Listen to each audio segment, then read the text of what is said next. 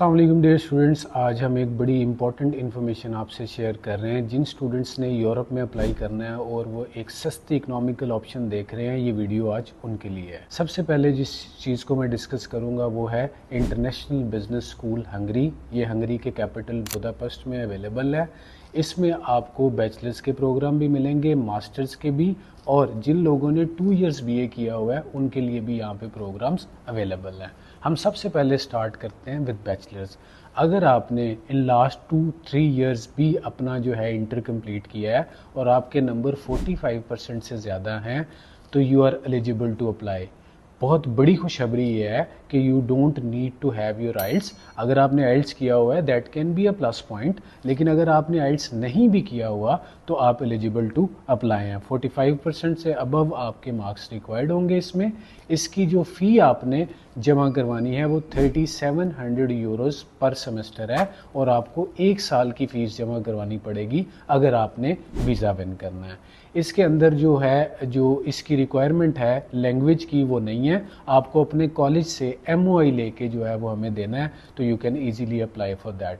याद रखिएगा कि इसमें एम्बेसी एक छोटा सा इंटरव्यू करती है और एक बेसिक मैथ का टेस्ट लेती है, तो you must have the idea कि ये स्टेप्स जो है ये आपको फॉलो करने हैं। सेकंड नंबर के ऊपर मैं मास्टर्स को डिस्कस करूं तो अगर आपका CGPA 2.5 या इससे थोड़ा कम भी है तो you are eligible to apply for masters. Masters के अंदर भी आपको आइल्स की रिक्वायरमेंट नहीं है। आप MOI की बेस के ऊपर यहाँ पे अप्लाई कर सकते हैं। 11,800 यूरो जो है वो मास्टर्स की कंप्लीट फ़ी है, जिसका हाफ आपने पाकिस्तान से डिपॉजिट करवाना है। तीसरे नंबर पे मैं डिस्कस करूंगा जिन लोगों ने ADP किया हुआ है, 2 साल की पाकिस्तान से डिग्री की हुई है, अगर उनका कोई रेलेवेंट एक्सपीरियंस है तो वो भी इस बिज़नेस स्कूल में अप्लाई कर सकते हैं।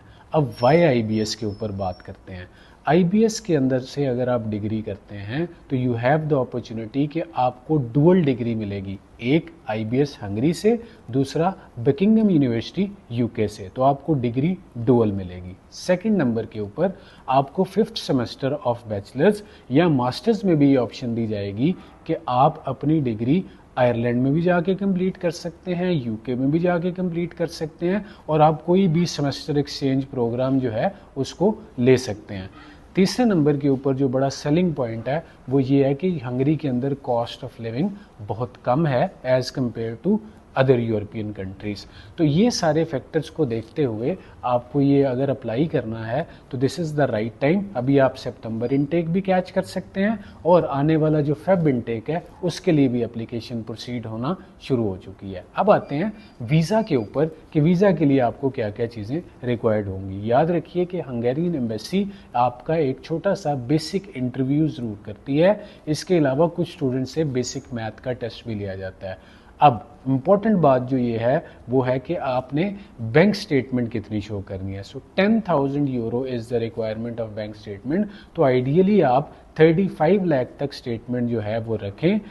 बैंक अकाउंट जो है वो आपका 6 मंथ्स तक पुराना होना चाहिए। एक बड़ा इंपॉर्टेंट फैक्टर जो है वो इसको ज़हन में रखिए कि इन लास्ट 6 मंथ्स आपकी कैश ट्रांजैक्शंस बिल्कुल ना होने के बराबर होनी चाहिए। इसका मतलब ये नहीं कि बिल्कुल ही ना हो, लेकिन जितनी लेस होंगी उतना आपको ज़्यादा फ़ायदा होगा। दूसरे नंबर के ऊपर ये ज़रूरी नहीं है कि आपका एक मेंटेन्ड बैलेंस चला आता रहो फ्रॉम लास्ट 6 मंथ्स। अगर बैलेंस लास्ट में मेंटेन्ड है लेकिन इनकंसिस्टेंट स्टेटमेंट नहीं है, उसमें कंसिस्टेंसी के साथ फंड्स आ रहे हैं, तो you are eligible to apply for visa और आपकी 90% चांसेस है कि आप वीज़ा भी विन कर जाएंगे। So concluding it, IBS Hungary Budapest के अंदर एक बहुत सस्ती ऑप्शन है स्टूडेंट्स के लिए जो बैचलर्स के लिए, मास्टर्स के लिए या प्री मास्टर्स के लिए जाना चाहते हैं। अगर आप अपनी एप्लीकेशन जो है वो स्टार्ट करना चाहते हैं तो this is the right time.